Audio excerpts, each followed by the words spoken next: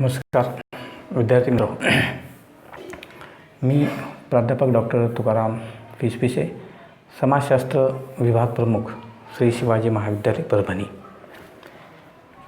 आज आपण BA द्वितीय वर्ष या वर्षातील तिसऱ्या सत्रातील 6व्या पेपरमधील एक महत्त्वाचा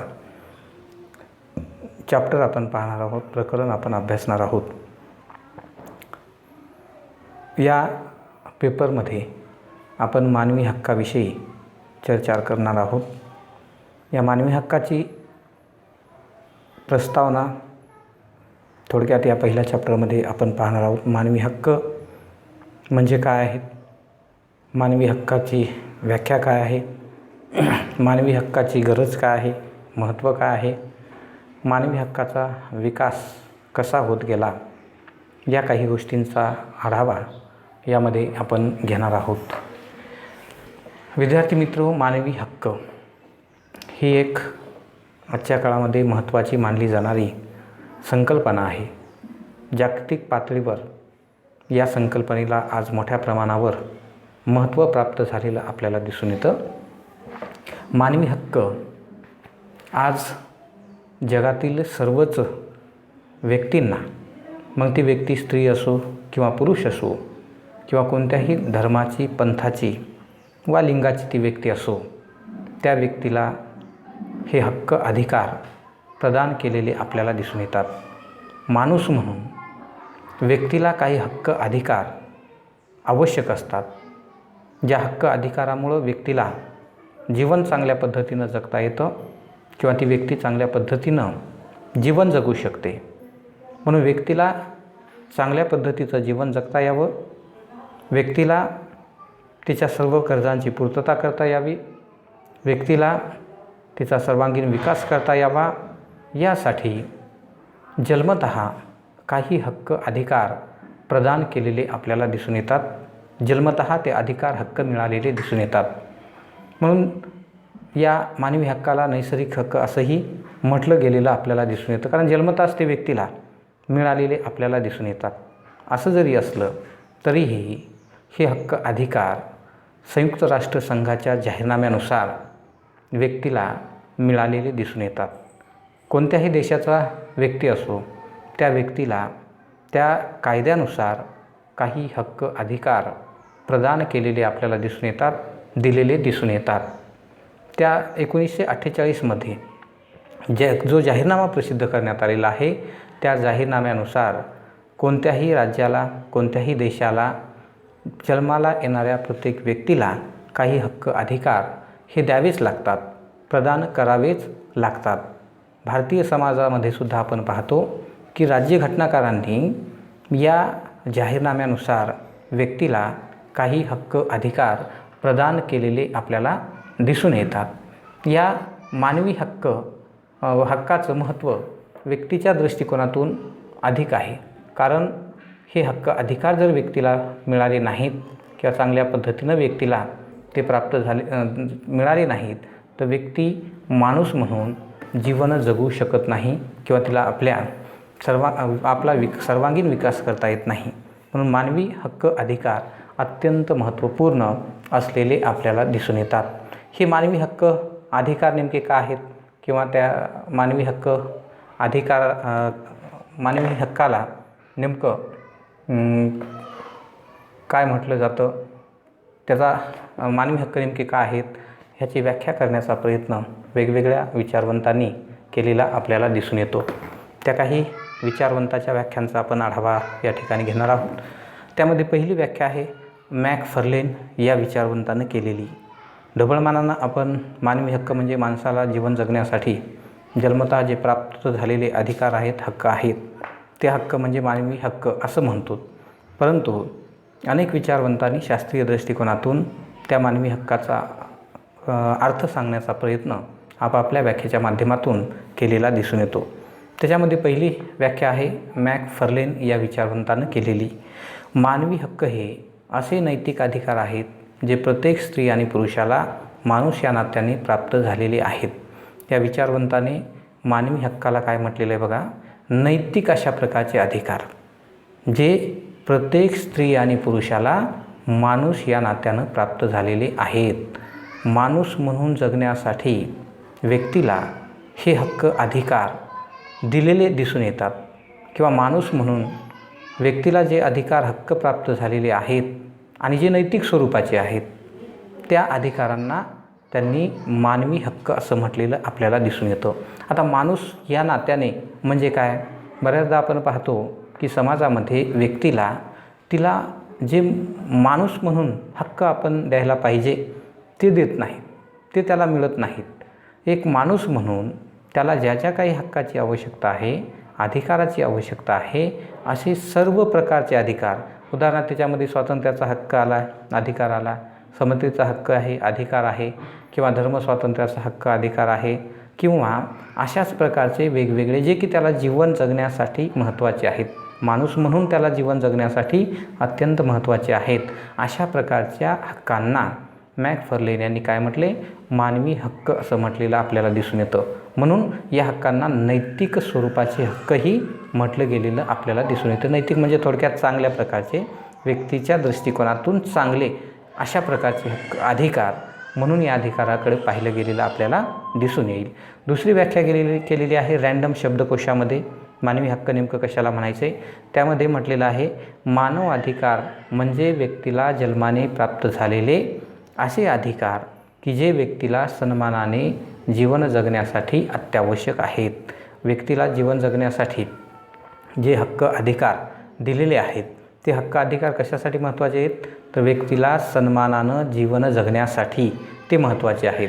म्हणून अशा प्रकारचे व्यक्तीला जन्माने प्राप्त होणारे हक्क अधिकार की ज्याच्यामुळं व्यक्तीला समाजामध्ये सन्मानानं जीवन जगता येईल.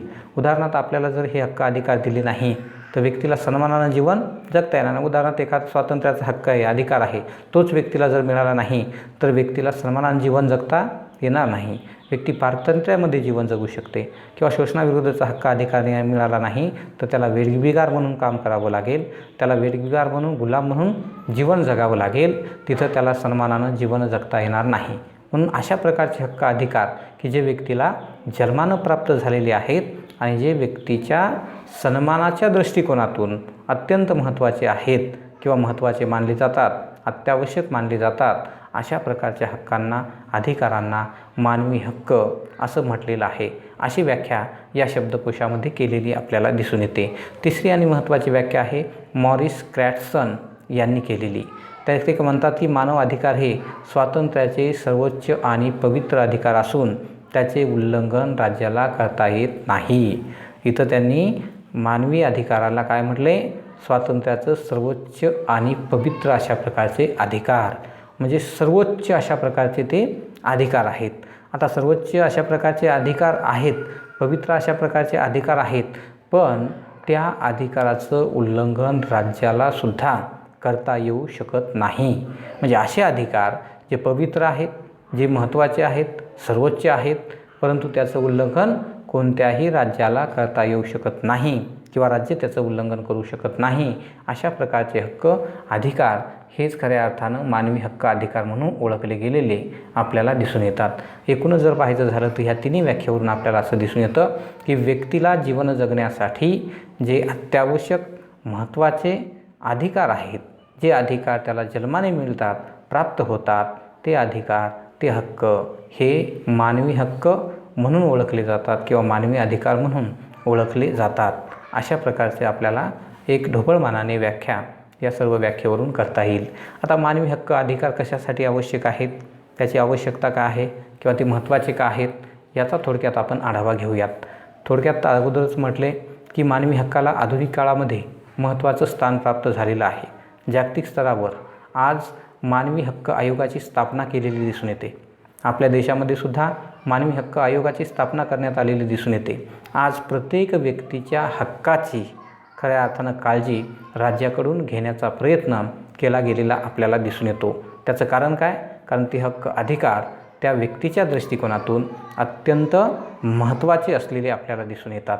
म्हणून हे हक्क अधिकार व्यक्तीला माणूस म्हणून जीवन जगण्यासाठी महत्त्वाचे आहेत, व्यक्तीला सन्मान प्राप्त करून देण्यासाठी महत्त्वाचे आहेत, व्यक्तीला स्वातंत्र्यात बहाल करणारे ते हक्क अधिकार आहेत. म्हणून ते हक्क अधिकार किती महत्त्वाचे आहेत याचा आपण आढावा या ठिकाणी घेणार आहोत. त्याची आवश्यकता किती आहे याचा आढावा आपण या ठिकाणी घेणार आहोत. त्यामध्ये पहिला मुद्दा जर पाहायचा झाला आवश्यकतेच्या बाबतीमध्ये, महत्त्वाच्या बाबतीमध्ये, तर तिथं पहिला सांगता येईल की न्यायाधिष्ठित समाजाची स्थापना करण्यासाठी हे हक्क अधिकार महत्त्वाचे आहेत.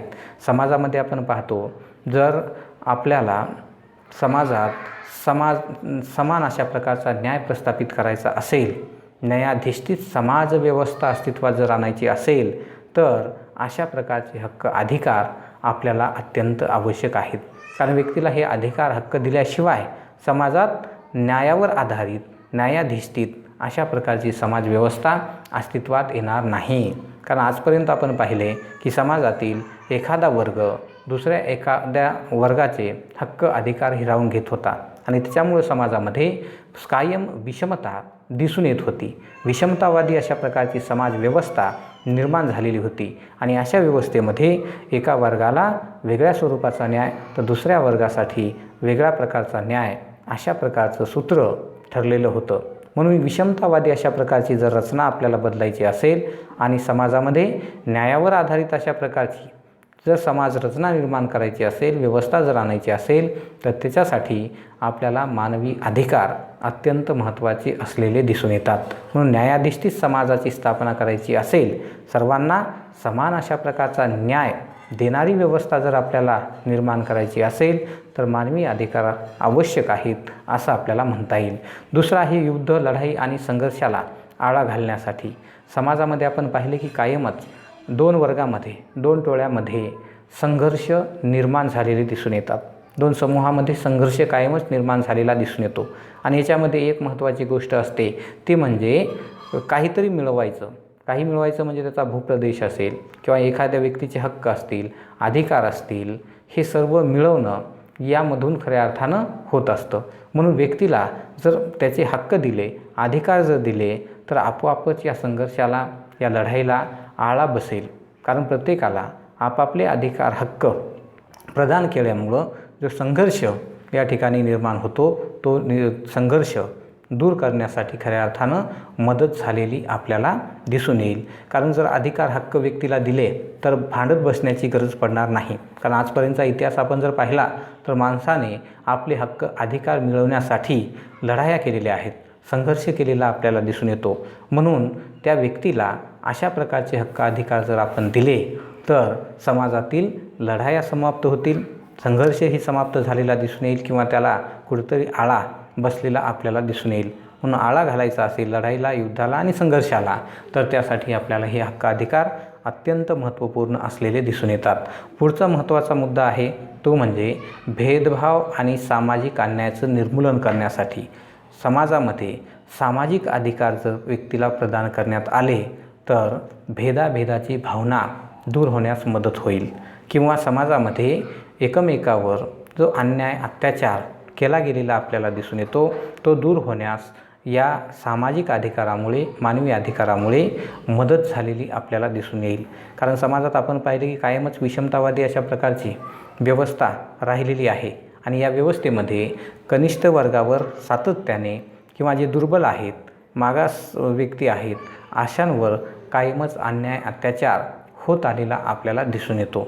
आणि म्हणून सामाजिक जर असे समाजातील व्यक्तीला जर अधिकार दिले गेले तर व्यक्तीच्या अधिकारामुळं समाजातील अशा प्रकारचा भेदभाव, सामाजिक अन्याय दूर व्हायला, त्याचं निर्मूलन व्हायला निश्चितच मदत झालेली आपल्याला दिसून येईल. उदाहरणार्थ आज जर आपण पाहिलं तर सामाजिक न्यायाची संकल्पना समाजात रुजलेली आहे.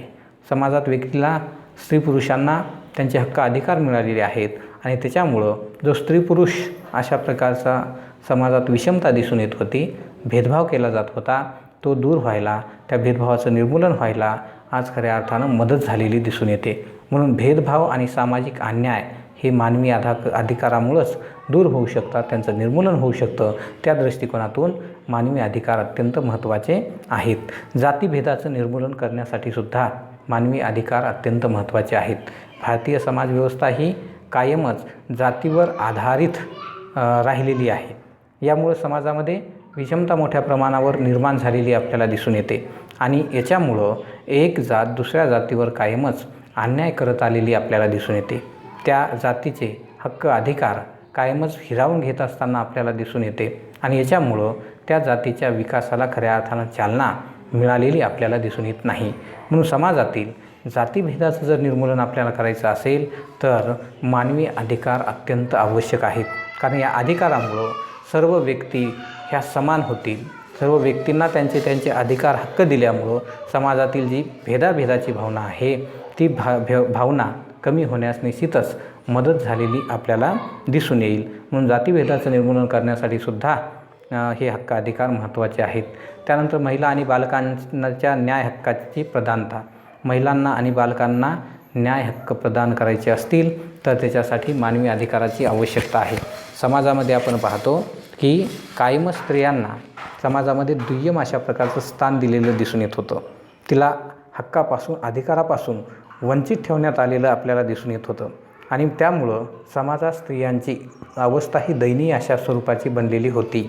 म्हणून अशा स्त्रियांना जर त्यांचे न्याय हक्क द्यायचे असतील किंवा बालकांना त्यांच्या न्यायाची खऱ्या अर्थानं पूर्तता करायची असेल तर ते मानवी अधिकाराच्या द्वारेच करता येऊ शकते. म्हणून महिलांना आणि बालकांना त्यांचे न्याय हक्क देण्यासाठी सुद्धा हे मानवी अधिकार अत्यंत महत्त्वपूर्ण असलेले दिसून येतात.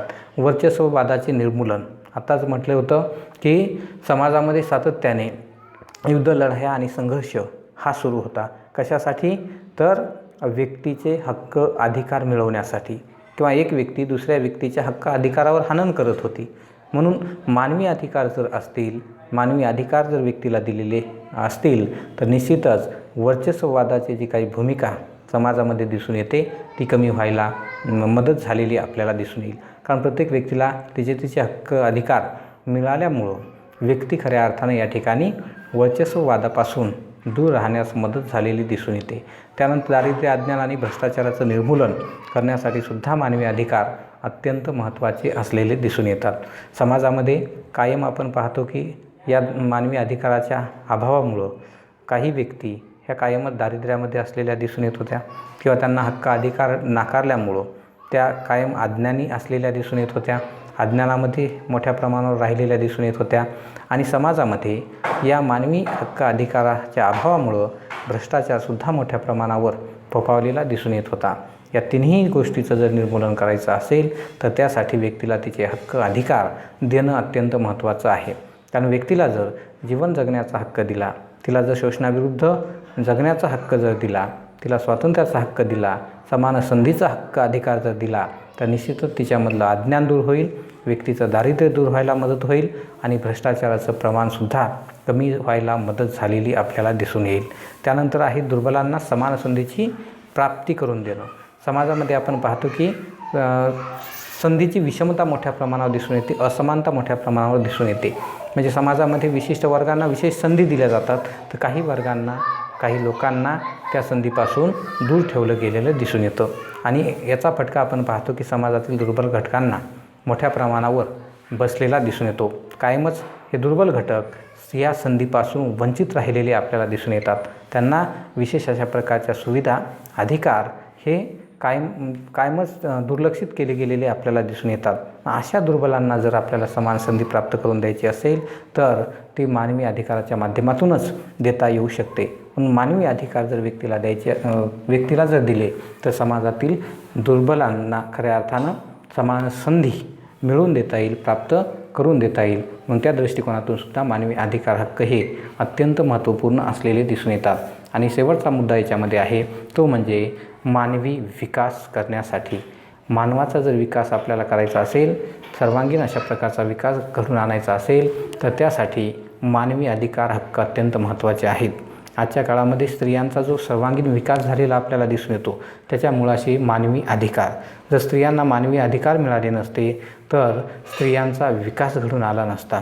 किंवा आज जर आपण पाहिले दलित आहेत, अस्पृश्य आहेत, समाजातील दुर्बल घटक आहेत, त्यांना जर त्यांचे हक्क अधिकार दिले नसते तर त्यांचा सर्वांगीण विकास घडून आला नसता. मग मानवाचा विकास करण्यासाठी, सर्वांगीण विकास घडून आणण्यासाठी मानवी अधिकार अत्यंत आवश्यक आहेत. मानवी अधिकाराशिवाय व्यक्तीला आपला विकास करता येऊ शकत नाही, त्याला सर्वांगीण अशा प्रकारची प्रगती साध्य करता येऊ शकत नाही. सर्वांगीण प्रगती करायची असेल, सर्वांगीण अशा प्रकारचा विकास घडवून आणायचा असेल तर मानवी अधिकार अत्यंत महत्त्वपूर्ण आहेत. अशा वेगवेगळ्या दृष्टिकोनातून म्हणजे समाजामध्ये न्यायाधिष्ठित समाजव्यवस्था आणण्यासाठी, समाजातील युद्ध, लढाई, संघर्ष दूर करण्यासाठी, भेदभाव किंवा सामाजिक अन्यायाचं निर्मूलन करण्यासाठी, जातीभेद संपुष्टात आणण्यासाठी, महिलांना, बालकांना त्यांचे न्याय हक्क देण्यासाठी किंवा समाजातील वर्चस्ववाद संपवण्यासाठी, संपुष्टात आणण्यासाठी किंवा समाजातील दारिद्र्य, अज्ञान, भ्रष्टाचार दूर करण्यासाठी आणि दुर्बलांना समान संधी देऊन समाजाचा विकास साधण्यासाठी, मानवाचा विकास साधण्यासाठी मानवी अधिकार अत्यंत महत्त्वाचे आहेत. हे अधिकार व्यक्तीला आज मिळालेले आहेत. म्हणूनच खऱ्या अर्थानं आज वेगवेगळ्या समाजातील वर्गांचा, समाजातील वेगवेगळ्या घटकांचा विकास होण्यास मदत झालेली आपल्याला दिसून येते किंवा त्याला माणूस म्हणून कुठंतरी आज जीवन जगता येऊ लागलेलं आपल्याला दिसून येतं. माणूस म्हणून जीवन जगण्याच्या दृष्टिकोनातून सुद्धा हे हक्क अधिकार अत्यंत महत्त्वाचे आहेत असं आपल्याला दिसून येईल. तर या काही मुद्द्याच्या आधारे मानवी अधिकाराची नेमकी आवश्यकता काय आहे हे आपल्याला दिसून येतं, स्पष्ट होतं. ओके, धन्यवाद.